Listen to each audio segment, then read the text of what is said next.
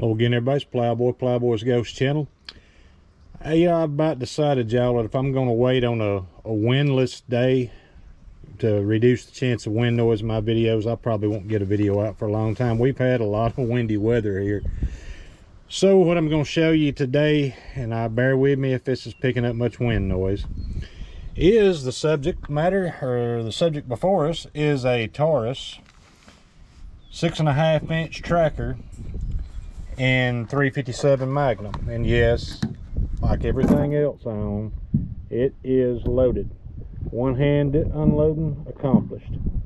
Y'all may realize something right off the bat with this gun. It's a little different than the typical current Taurus stainless guns, and that is that it does not look like the matte gray 605. It is also a current, pretty current production model. Brought out a few others just for the heck of it. I have y'all, I couldn't take it. I broke down and started polishing on it. I am not done with it, but I do, y'all, I don't know why I hesitated to do this, and I don't know why I've hesitated to do it on this my shower gun, a Charter Arms Bulldog Crimson Trace 44 Special.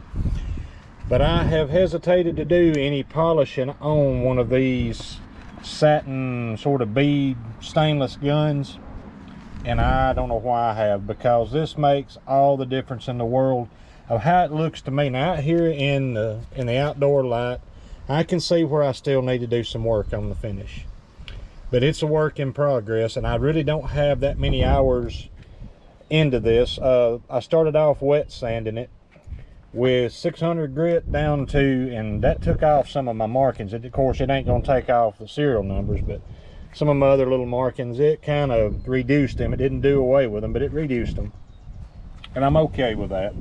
I'm not a big fan of big billboards on the side, but I started off wet sanding with 600 grit, and I went to 1,000 grit, and I went to 2,000 grit, and the last thing I did last night was some quadruple out 4-ounce steel wool with Mother's aluminum polish, mag and aluminum polish from Walmart, about a $5-6 can. And I worked on it a little bit, and I'm going to continue to do that, because I'm here to tell y'all I saw a good difference in just one rub down with that quadruple out steel wool and the Mother's. I saw a big difference, or a noticeable difference, just in 30-40 minutes worth of rubbing. So I'm expecting more good things out of that gun. I have not shot this gun yet, and I am going to. I bought a box, and I don't buy normally. I don't buy much factory loaded ammunition, but I'm kind of short on 357 Magnum brass. I do still have some cast 357 Magnum loaded, so I bought a box of PPU 158 grain full metal jacket flat point, looking really more that I'm going to have brass to load my way. And yesterday I went and picked up, which I still had some brass, but not much. Yesterday I went to Coleman to Shooter's Warehouse and picked up 2 pounds of Winchester 296, same thing as H110, which I also use in my 310 grain 44 Magnum load nowadays. I picked up those 2 pounds of powder and 200 Hornady 158 grain XTPs. Now normally I prefer cast, and I do prefer cast in 44, well, in 44 Magnum I definitely prefer cast. In 38 Special I prefer cast. But I figure using Hodgson's load data and approaching their maximum load, which I've not worked up to yet, so don't take me wrong, I'm not just jumping to the max load, but I should be able to get somewhere north of 1550. I might get close to 16 depending on where I land and how this gun runs. And that with a jacketed hollow point, and for social work, would be a devastating combination of bullets. So hey, the only other thing that I load a jacketed bullet in at all would be in 44 Magnum, and I have them in this right here right now in the Red Hawk, once again for social work. And this is the same load, the 240 grain deep curl over 20.5 grains of 2400 powder. This is from the exact same batch that I loaded and shot years ago in the Taurus Model 44, and probably in the Smith & Wesson 620, one of the 629s or the 2910 Classic. Hell, it's been a while, but that tells you how much I shoot, because that's out of that same 100 round box, or 100 bullet box. So anyway, yeah, y'all can tell that I am a revolver fan. Of course, my first love is single actions and lever actions, but y'all, I am a fan of double actions too. I can't help it. Boy, I love that Red Hawk. Yeah, I'm kind of shifting around here a little bit. And there's my Shire gun. Garrett, y'all in 11 Bang Bang, we still thinking on Shire guns, and that's what mine is nowadays. And I have took the hammer down, and I'm going to do a little bit more work to get that even smoother, to make it double action. That way, you grab it and still pull it back and cock it if you want to when you target shooting. But in a pinch, that's going to do two things. That's going to make it a double action in a stress situation, which is fine with me. This gun's got a good trigger pull, even in double action. And that sucker ain't going to snag coming out of my pocket. Crimson Trace still on it. If I didn't own that Crimson Trace, I would have some nice, smaller, more pocketable wood grips on it, but I have a hard time wanting to give up that Crimson Trace. That's my grab it in the dark bedside gun, whatever. I've got it sighted in good enough that I know it somewhere around 7 to 10 yards. You ain't got to worry about it. Wherever the dot is, where the bullet's going. And I do load a jacketed bullet in that too. I'm running around with a 200 grain Spear Gold Dot Flying Ashtray over 8 grains of Universal. It's a good load. Good load. I have every bit of confidence that that'll work fine.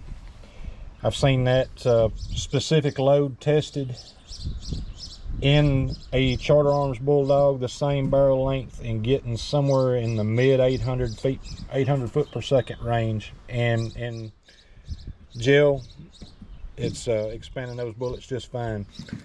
My wife's 38 used to be my 605 357. I'm running around with 38 specials in that, and that's some Hornady something or another. Somebody give me a box of them and running them. And speaking of giving me stuff, I would like to thank 2 of my subscribers, Kevin and Bruce. Kevin sent me some 45 Colt brass and a few pieces of 357 Magnum brass before I did this gun. I didn't know the extra 357 was going to be that something I wanted that bad, because my wife just wants to shoot 38s and that, but it turned out to be a good thing. And Kevin, I really appreciate that. And Bruce Hoss sent me I appreciate it a lot, Hoss. He sent me 500 large pistol Magnum primers. Man, that means I am about to load up some more 45 Colt, and I'm going to load up some more 44 Magnum and do some shooting on camera. And I am going to shoot this on camera very soon. I am probably going to go ahead. Y'all, that came out of the box with a rear sight on that thing run all the way down. I don't believe for a second that that's probably where it needs to be. And I am going to put a fiber optic front sight on that, like I put on the Red Hawk, because my eyes are getting older and they really kind of need that. Y'all, I've got to where, even though it's 6.5 inch, and this is what I wanted. If they'd have been a 4 inch there beside it, I wouldn't have wanted it. I wanted this 6.5 inch in this gun, because I think at 357 Magnum is really, with some good velocity stout loads, is working some magic out there. And I'll tell you something else I noticed. Y'all probably won't be able to tell it, because I don't know how good this camera focuses up close. I have had Tauruses with this porting in the past that had basically what was a chamber on the end of the barrel that was a ported chamber. Y'all, this sucker's rifled all the way out to the end. All the way to the end, the best that I can tell. So we won't be dealing with, like in the Model 44, the 4 inch Model 44 I have, we won't be dealing with ballistics basically of a 3 inch and the handling length of a 4 inch. This should have, and theoretically, this should have the same ballistic performance or really close to it as any other ported full 6.5 inch barrel. That's got to be awesome. So I'm going to shoot a few of these off the camera. Wind's picking up a lot here, and do some test loads for that XTP hollow point Hornady, and see if I can't get me a good social workload with that. And y'all, I can't think of nothing else to hinder you with. To those who have sent me care packages, and of course Hawk Knives in the past, he sent me 2 care packages in the past and been very kind to me. Y'all, I really appreciate it. Y'all don't have any idea just how much. Talk to y'all later. Thanks for watching.